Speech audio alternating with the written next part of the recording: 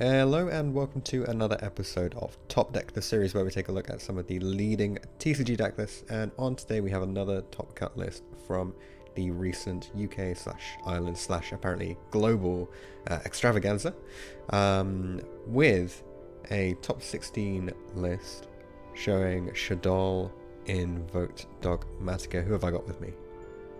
You've got John Hitchcock with us from Derbyshire. Hi John, how are you doing? I'm doing very well, thank you. How are you? Very good, thank you.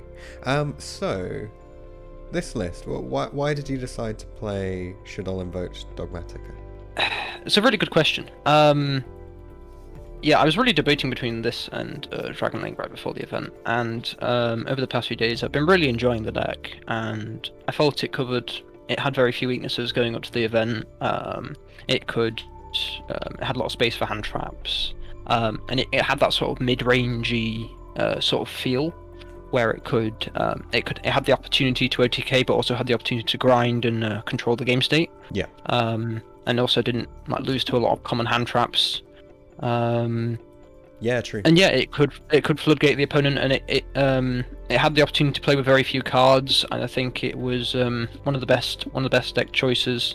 I've been testing it and been really enjoying it, and yeah, I got my top. It was a really great event with really great people, and I've been really enjoying it. Cool. Yeah, that's great to see. So let's dive into sort of card by card look at it then. Mm-hmm. So in terms of the invoked engine, it's pretty standard. The three Alistair, 2 Invocation, 3 Meltdown, 1 Terraforming. Yeah. You didn't feel like you needed the 3rd Invocation, I imagine? No. It was just I suppose it was a bit cloggy. That was probably the word I would probably use to describe the invocation. I thought the engine was perfect. Like, the magical meltdown definitely came up in the tournament. The effect where you can't respond, and the fusion spell the fusion summon can't be negated. Yeah. That effect came up during round 7 against Prankids. Mm-hmm. Definitely one of the most overpowered field spells in the current circumstance. Yep. Yeah, a really amazing field spell that gets you to a 1-card engine, and you can just constantly recur that every single turn, which is just phenomenal. Sure. Okay. So talking about the fact that it's a 1-card engine, you did decide to play Almirage and the Secure Gardener. You decided not to play the Magistus. Was that was that a conscious choice? Was that you didn't have the card? Why did you make that decision? I made that decision primarily because of the Maximus, actually. Okay. I really liked the attribute choicing and the opportunities that gave, because the Almirage opens the opportunity to the Purgatrio. It also gives you the opportunity for a Maximus, because it gives you 2 materials in the graveyard to banish one off the Maximus, and then the other one can be banished for the Macabre. Yeah. So I felt they were a really good pairing. It also still played under Nibiru. I really like the idea behind the Artemis, because it's still a 1-card Macabre. But I just felt this gave you more range and more versatility in what you could do against your opponents. Yeah. And the other cool thing, I guess, is you mentioned you played against Prankids. You can always resolve the Secure Gardener to stop them from activating their, which one is it? Fancies, which I think has to do damage. That was quite cool too. Yeah, definitely. Okay, so next up we're on to hand traps, because we see the Ash Blossoms. So Ash, Nib, and Gamma as the hand traps. Were you happy with these 9? Yeah, very standard. I was very happy with them. The Ash, the Nib, and the Gamma worked out very, very nicely. I even used Gamma going first. I think it was resolving Nadir Servant against an opponent. I think they ashed and I chained Gamma. It was a really great hand trap, because I could summon the Gamma, summon the Driver, and then I do consume extract, go into the Omega, and then rip another card. Yeah. So it's a really great engine going first and going second, and it's a really good hand trap that's very challenging to stop. So yeah, I think that worked out really well. I think Ash is a really good hand trap if you can main it in the right circumstance. And yeah, Nib is fantastic. It's really good against Dragon Link. It won me a match today against Dragon Link. It won me a match against Prankids. I would definitely recommend Nibiru in the main, if not in the side, in the current circumstance and in the current format. I think it is such a phenomenal hand trap against certain matchups. It's just, you cannot afford to not run it. Yeah, sure. Okay.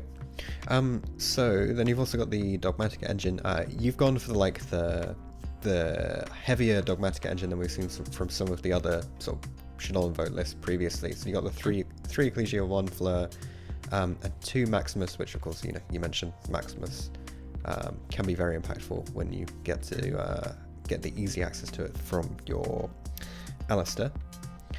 A lot of the time we do see people playing sort of 1, 1, and 1 of the monsters. Is there a reason why you decided to play so many of them?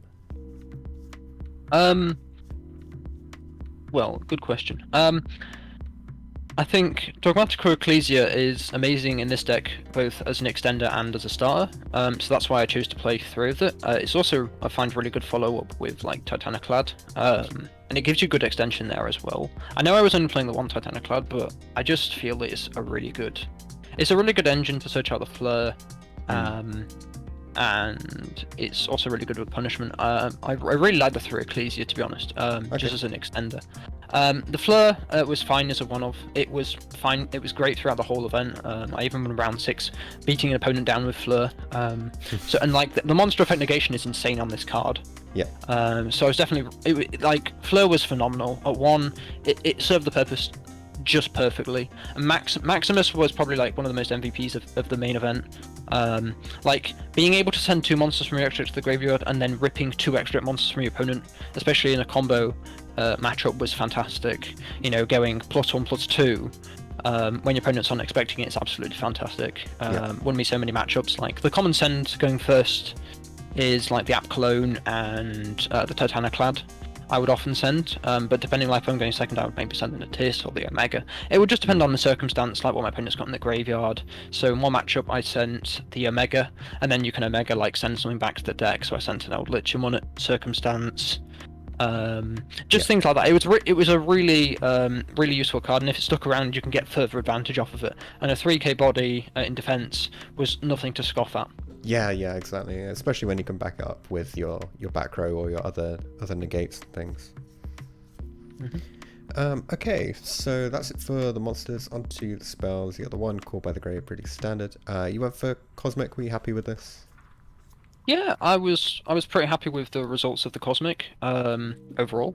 I found it quite useful in a lot of matchups, a lot of my range throughout the event. It was quite useful in my Trap BA matchup, as they were playing a lot of traps, as well as my PK BA matchup, as well as Dragon Link, as it allowed me to the boot sector launch, so they couldn't recover for the following turn. As well as in the Invoked Shadol matchup, hitting the Schism. It's just a really my theory behind it. It's a really good spell and trap for hitting recursive spells and traps. So like hitting the Eldritch, spells and traps, or any that have effects in the grave. Because I found there's quite a lot of recursion, like in the Shadol engine at the moment. So if you set like a El Shadol fusion or something like that, and you can recur it, then the Cosmic, you can target it, remove it, and then it's no longer a problem, and they can't recur it further along in the engine. I also like it's one card that works on its own. It's not like Twin Twisters, because I found when in testing that this deck can be quite attrition based, and so that you want to make sure that, like when you've only got 1 or 2 cards in your hand, the Cosmic, you can just use it there and then it's 1 card, whereas Twin is really useful in destroying 2 cards. Not only does Twin send to the grave, but it also costs you an additional card, and in an attrition-based game state in a grindy matchup, that 1 card can mean all the difference between you winning and losing.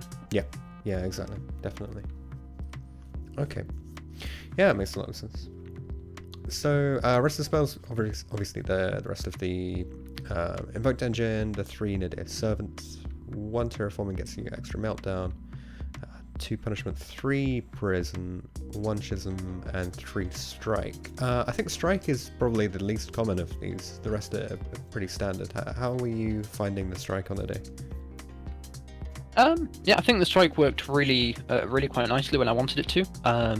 I think it negated summons in the right circumstances, so in the Prankids matchup, I striked Doodle Doo, which was really nice.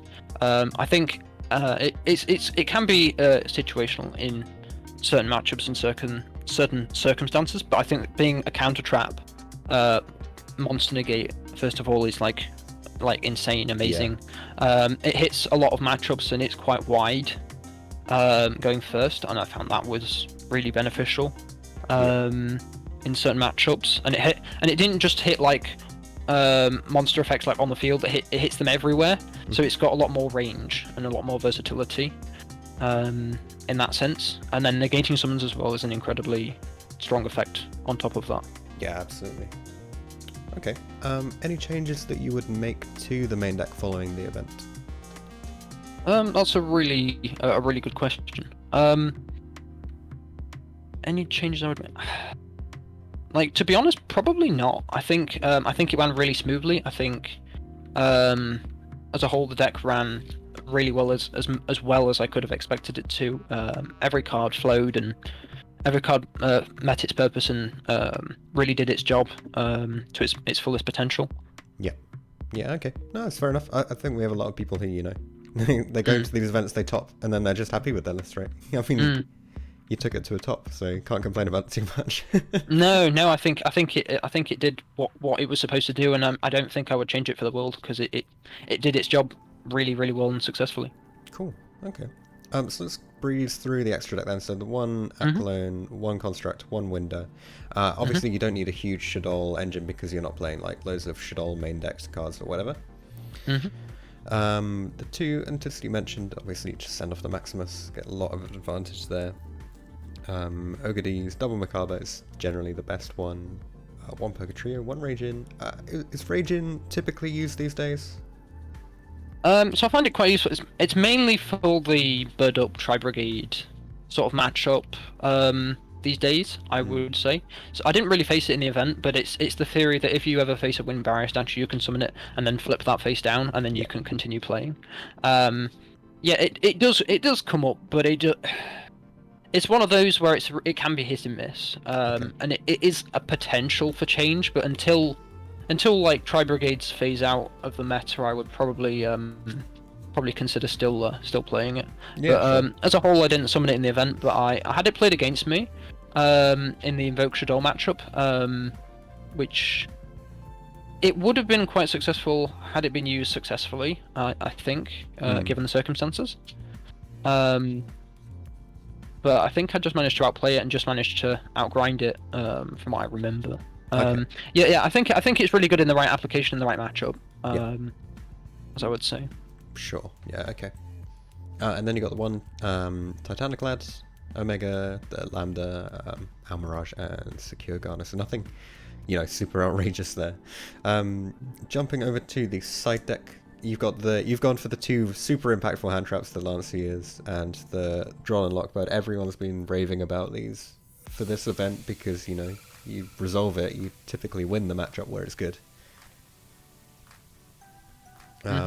And then you've got the Dark Ruler No More. How are you finding this deck for breaking boards? I imagine the Maximus makes it a lot easier if you go like Dark Ruler then Maximus.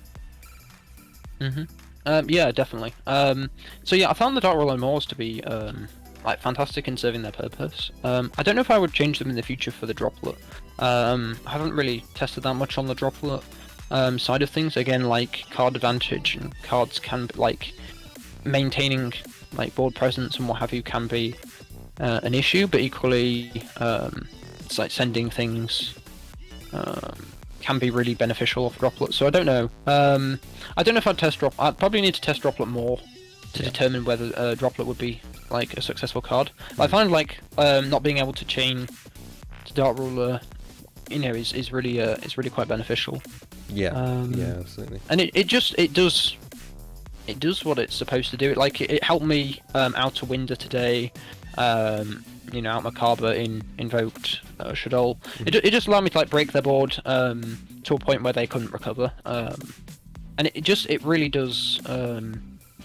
Like against Dragon Link, it certainly put in the work. I think in more control matchups or more control metas, I definitely wouldn't play this. But considering the diversity of the current meta, I think it was definitely a wise choice.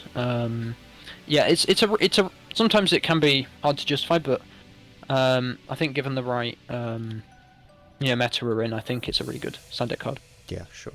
Okay.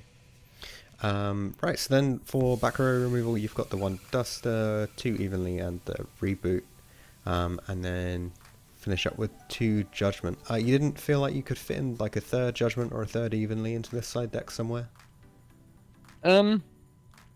Not really. Yeah, it was a tough one. I really like both cards for each individual application. So Judgment was really good going first if your opponent was going to Dark Ruler you, or like for Lightning Storm applications, things like that. I mean, I was considering like Waking the Dragon as an alternative, but I felt Judgment was much more flexible and generic. Yeah. In its purpose, as well as negating summons, which I did in one instance. I think it was in the Franken's matchup. So that certainly I was really this extra deck is really tight, and I really wanted to cover as much ground as possible. But with regards to the Evenly, I think that the Evenly I was trying to use not only as like a board breaking tool, but it also it outs back row really well. It is a tough call, I will admit, between Evenly and Lightning Storm, and I'm really torn between the two, because Evenly in this deck can be a bit of a liability considering the Invoked engine when you get hand trapped with Lancia, as you can't then activate the Evenly to be able to banish their cards. But I do find you can still activate the Evenly even if you control cards. So it's I was really sort of really deciding between the two and really struggling to decide if you're yeah, if they both have their own limitations, and their own use cases, I guess. Yeah. That's a tough one. Cool. Okay, in terms of siding strategy, what kind of things were you taking out? Was it just the hand traps and the cosmics, or would you take out the other traps and things? I think it depended on like the matchup, whether like you won dice roll, whether you lost dice roll, whether you're going first or second. As a whole, what would I side out going first or second? Most of the times, if I was going first, I'd probably side out the Gammas more often than not. Yep. Just for the simple fact that they don't do a lot going first. Like once you commit a monster to the board, and I was often siding in the Solemn Judgments for sure. Yeah. Other than that, it also depended on the matchup. So, like if I in my Dragon Link matchup, I sided in the Drolls. In the Trap BA matchup, I sided in the Evenlies. Yeah. I sided in like the Red Reboot and the Harpies. Yeah. So it just depended on like what the matchup was. So like in my Cyverse Extra Link Code Talker matchup, you know, I tried to side in more Dark Rulers and more hand trap interruption like Droll. So I think it really come down to like, was it a more control or combo matchup, and then how would I side accordingly to that matchup. So like in the Invoke Shadow matchup, the Lancia was definitely like the MVP in that matchup. You know, dropping the Lancia versus your opponent, it just forces them into a really awkward situation, and it can just win you the game off the top. Off the top. Just drawing a turn or in your opening 5 hand. It was a really good side, a really effective tool versus the meta I found.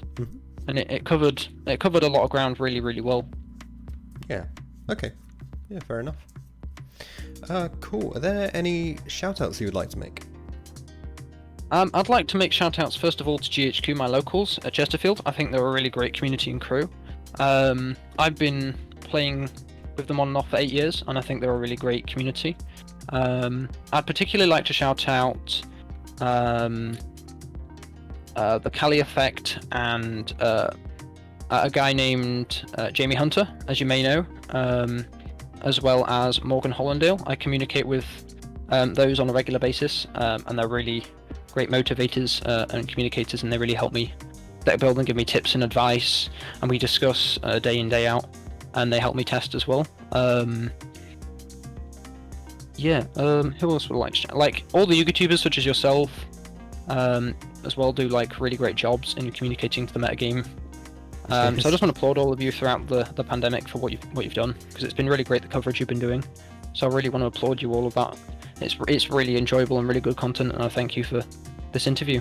No worries. Thank you very much for coming on and sharing your insights with the list. congratulations on your top again. Yeah, thank you. Yeah, it was a really good event from Raid and Trade as well.